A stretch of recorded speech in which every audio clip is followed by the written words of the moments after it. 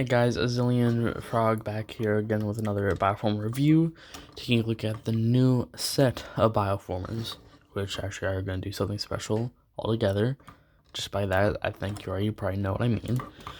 But yeah, today we're going to be looking at the Decepticon duo Cinder and Roughhouse. Now, these guys, engineering-wise, not really engineering-wise, but looks-wise and part-wise are basically the same. They're just transformed slightly differently. As you can see, take a look, Decepticon Cinder. He's very long, almost kind of thin. Just gonna do camera just slightly. But yeah, he's just very long and very thin looking. And then compared to Roughhouse, which is basically just a giant, I don't know, brick almost. Like he's meant for just ramming, just impaling his enemies to death, as you do. But yeah, excuse me. So yeah, main color for Cinder is mostly this almost Tahu like or Mata red, black, and then a few. It's really just a few highlights of orange, which are really just these pieces. And the head, which this is the head, is the translucent orange, which I like this color. I like this translucent orange. I wish I had more pieces. And then Roughhouse's main colors, again, green.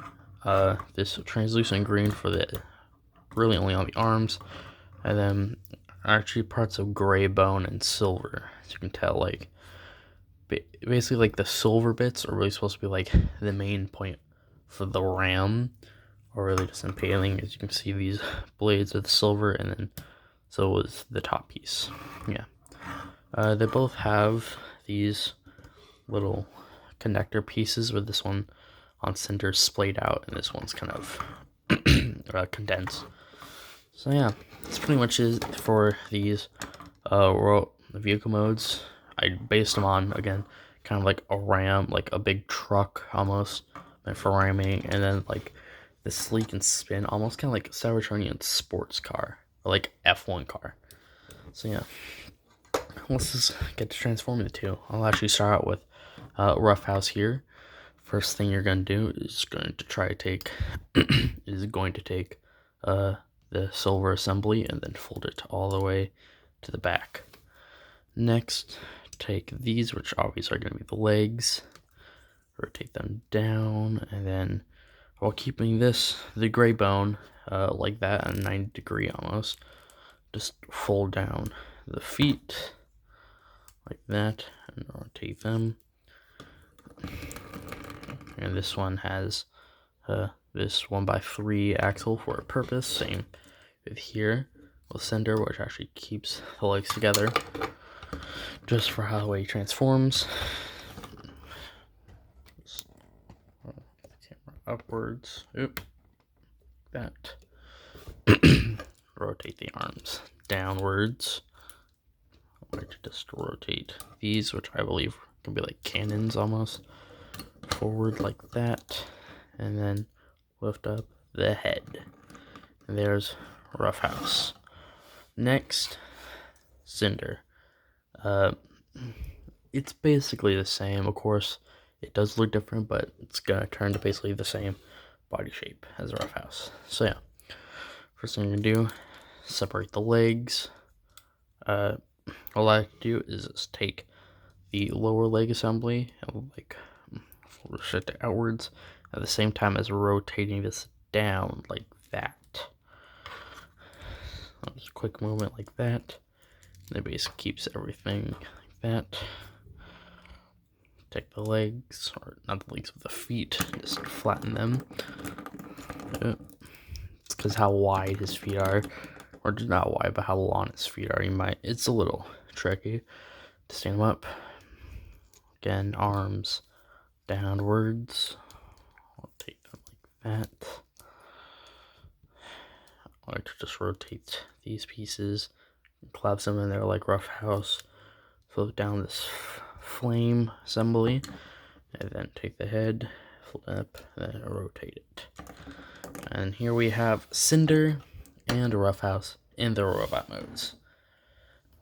Now, like I said, basic body-wise, like all the bone pieces, it's pretty much identical, just for the sake of helping these guys third mode. And that'll be in completely separate view once I take a look at all the rest of the team. So yeah, bone-wise, basically the same, but different, somewhat differently designed. Like, of course, colors are different. Different things like these arms right here, where he has more bulky arms. Or, I mean, he's not really bulky by any means, but definitely bulkier than this guy. Or I think this guy he's lean and fast for a purpose. Like, he runs super fast, and with a rocket booster, or I like to pretend, on its back, it definitely helps him. So yeah. This guy, however, since leg-wise, I did put minimal shelling, if that's even more like middle of the shell pieces on them, just so that the alternate mode can actually, it just looks better, you know. It's much more compact than I want, or I don't know what I'm saying. Oh, whatever. So yeah, until just get a good 360 of the dudes. Again, very thin and lanky, but that really does help the alternate modes that they turn into. So yeah, articulation wise, very decent, you know, normal. Just, of course, they're all made of ball joints, so it would be excited that they actually do pose really well, especially not to rip them off.